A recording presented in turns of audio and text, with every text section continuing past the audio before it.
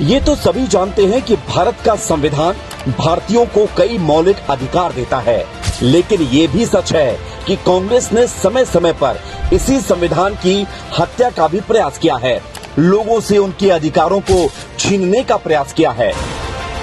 यूं तो समय समय पर आवश्यकता और परिस्थिति के अनुसार संविधान में संशोधन हुए हैं, लेकिन ये भी देश का दुर्भाग्य ही रहा है कि संविधान का पहला संशोधन फ्रीडम ऑफ स्पीच यानी अभिव्यक्ति की आजादी का हुआ था। देश के प्रथम प्रधानमंत्री पंडित नेहरू ने संविधान की आत्मा पर प्रहार करते हुए पहला संशोधन अभिव्यक्ति की आजादी पर कैंची चलाने का किया था। ये संविधान की आत्मा पर पहला प्रहार था। बोलने की आजादी की गारंटी देने वाली धारा में बदलावों की पैरवी करते हुए नेहरू ने संसद में कहा था कि दुनिया में हर आजादी की एक सीमा होती है। राजनीतिक फायदे के लिए नेहरू ने अनुच्छेद 356 का भी धड़ल्ले से दुरुपयोग किया था। नेहरू ने अपने शासनकाल के दौरान चुनी हुई सरकारों को बर्खास्त करने के लिए 6 बार अनुच्छेद 356 का इस्तेमाल किया।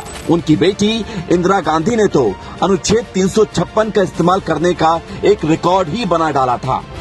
आपातकाल के उस अमानवीय दर्द को कोई नहीं भुला सकता है, जब तत्कालीन प्रधानमंत्री इंदिरा गांधी ने अपनी तानाशाही मानसिकता को दर्शाते हुए संविधान की हत्या ही कर डाली थी।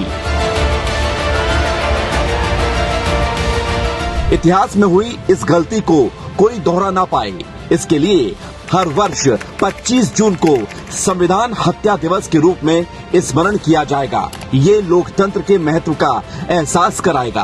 प्रधानमंत्री श्री नरेंद्र मोदी जी ने देश में संविधानवाद की ऐसी पुनर्स्थापना करती है कि अब कोई भी व्यक्ति या शासक संविधान के साथ छेड़छाड़ करने की हिमाकत नहीं कर पाएगा। साथ ही उनके प्रयासों से हर भारतीय के मन में संविधान के आदर्शों के प्रति समर्पण की भावना भी पैदा हुई है।